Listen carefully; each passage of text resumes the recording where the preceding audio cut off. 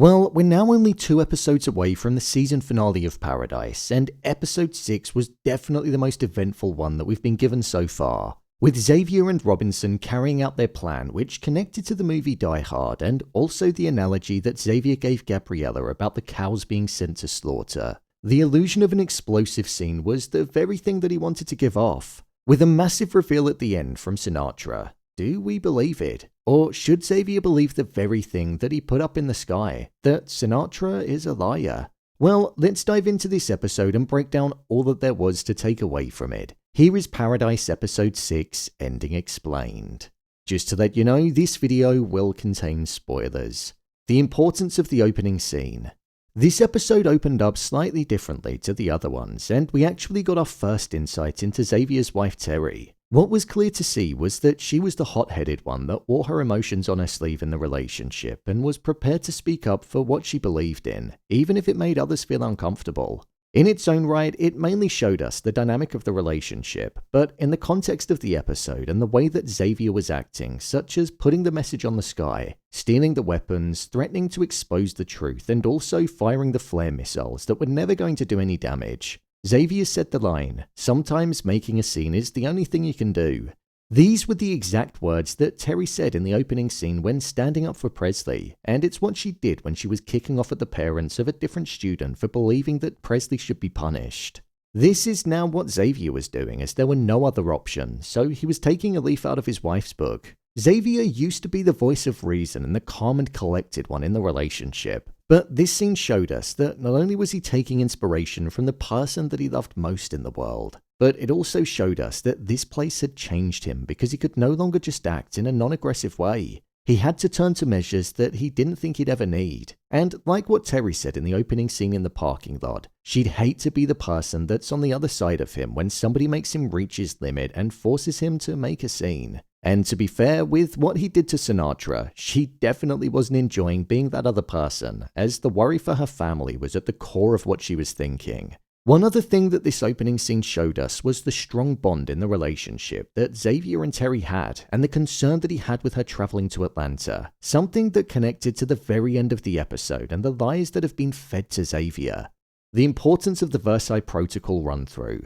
During this episode, there were flashbacks that were focused around Cal and Xavier walking through the safety protocol if this secret emergency that was on the horizon would be ignited. This held importance for a couple of different reasons. The first is because it put a focus on the movie Die Hard and the luring of the FBI as part of a master plan with the intention of doing something completely different. Cal kept telling Xavier that he should watch the movie and that Hans Gruber was intelligent and cunning like he was. Whilst we didn't find out if Xavier watched the movie, the way that he used the protocol that he knew was in place if there was ever an emergency in the cave, and ultimately predicted the higher-ups movement, it implied that he did, as he was mirroring Hans Gruber with his plan just like how Cal knew he would.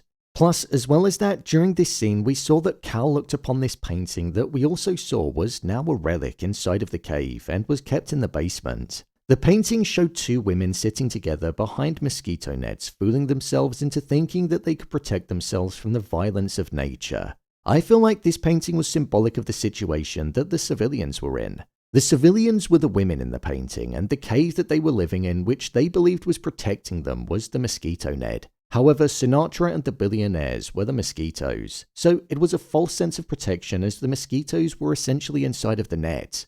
You could even argue that the outside world is the danger too, because even though they're protected from the dangers of the outside world, the intrigue as to what's going on out there and if there are any survivors is something that also penetrates through the net, which is the cave. So I thought the incorporation of the painting was a nice touch. I'd also say that this flashback served its purpose in showing us why it was that Xavier and Cal's relationship wasn't that great towards the end of Cal's life. When Xavier mentioned Teri going to Atlanta, there was this look on Cal's face, as if to show that he was concerned about her going there because he knew what was on the horizon. Plus, when Cal mentioned to Xavier that he should persuade his wife not to go, and he said that she wouldn't listen to him, Cal said that they'd stop in Atlanta and pick her up on the way, but obviously that was something that didn't happen. So it showed why there was that sense of friction between them in the end. The flashbacks in this episode were really beneficial and provided a lot of clarity on relationships before and why Xavier was the way that he was in the present day, whether that be in his rage towards Sinatra or his diminishing relationship with Cal. What was Xavier's plan?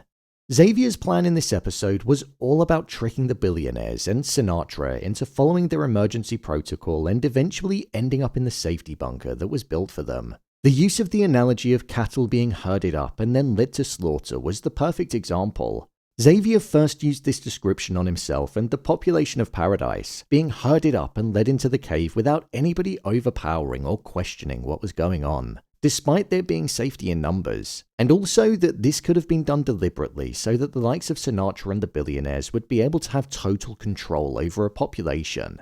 This was the very analogy that he described to Gabriella, and it came back to get him because she realized that, like what happened with the cattle, fear was being put inside of those very people and they were being forced to walk one after the other into the slaughter room. This is what Xavier was doing. However, they weren't going to meet their end, but what it would have done is that it would have enabled all of the most powerful people in the city to be in one location, and then Xavier and the team would be able to demand answers about everything that occurred on the outside, why it all happened, and what they know about the outside world following the video footage of Billy going up there and killing the explorers. However, obviously that plan didn't go as smoothly as Xavier would have liked, as Sinatra ended up back at her house. But it was here where we got one of the biggest revelations that the show has given us so far. Sinatra revealed that Teri was still alive on the outside and that she was prepared to search for her if he stopped with all of the digging that he was doing. I do question if this is the case or not, because as Xavier put up in the sky, Sinatra is a liar. So I do wonder whether or not he's going to believe her. She hasn't seen anything of the outside world other than the body cam footage that Billy had before he killed the scientists, and also the words that there's life out there. This makes me question if Teri could be alive, because maybe there could have been some kind of safety bunker that was in Atlanta. And could that be why Cal didn't stop there, because he knew that she'd be safe? We didn't find out what it was that Teri specifically did, but we knew that she was a doctor of some kind. So that's the only way I feel like she could be alive if Sinatra isn't lying. One thing that I did realize in the most recent episode was that Sinatra and Xavier are extremely similar, in the sense that they do all that they possibly could to protect their family. Granted, it seems like Sinatra built her own bubble so that she could keep her family safe and could have potentially caused the end of civilization on the outside. But Xavier was prepared to bring Sinatra's fabricated world to its knees in order to get answers about what was actually going on.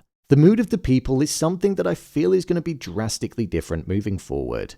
The sky was rebooted in order to stop the messages from going out, and like Gabriella said, the illusion of them living in this real world is now most likely going to be ruined. The seed has been planted for the people to want answers of what's going on, so I feel like the population of over 20,000 people isn't going to stop until they get them now.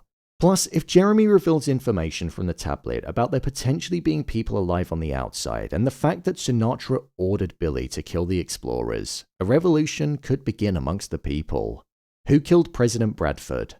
The plot is definitely thickening around the identity of the person who killed Cal. I don't actually think it was Sinatra. She would have been honest if it was her, and like she said, if he continued to dig then she probably would have killed him, but he didn't dig deep enough. She was open about killing Billy, so I feel she probably would have just said if she was responsible for the death of Cal. This doesn't actually leave many suspects. I feel the main suspects that are left are Cal's father, Cal potentially doing it himself, or Jane going rogue and killing him off her own back without the orders of Sinatra.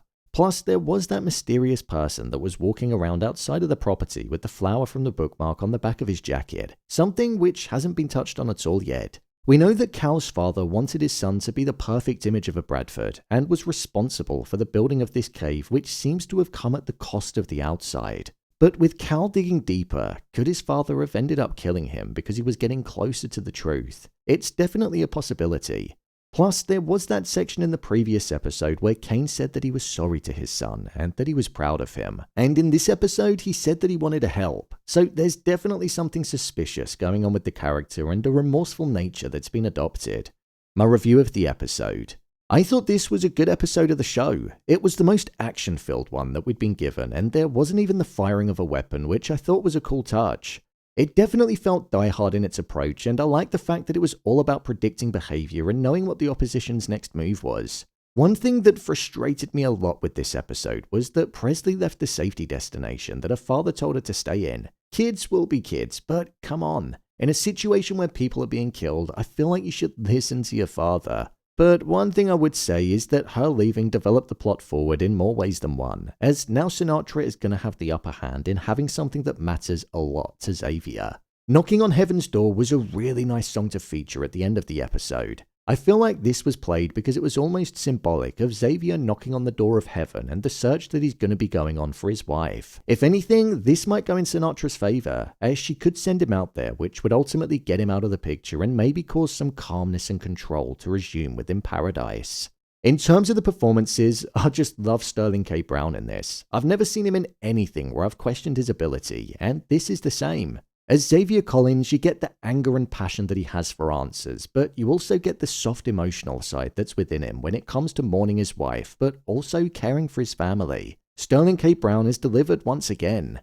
I actually can't believe we've only got 2 episodes left. I'm hoping there's going to be a second season of this show because it's one of the best things on TV right now. It's engaging, immersive, and it tackles a sci-fi theme without going overboard with the science fictitious elements, which I quite like. It's a murder mystery set in a dystopian world that tackles really interesting themes. Dan Fogelman's writing has always been complimented, but I'm seeing a different side to it with this show, and I absolutely love it. So, there you have it, Paradise Episode 6, Ending Explained.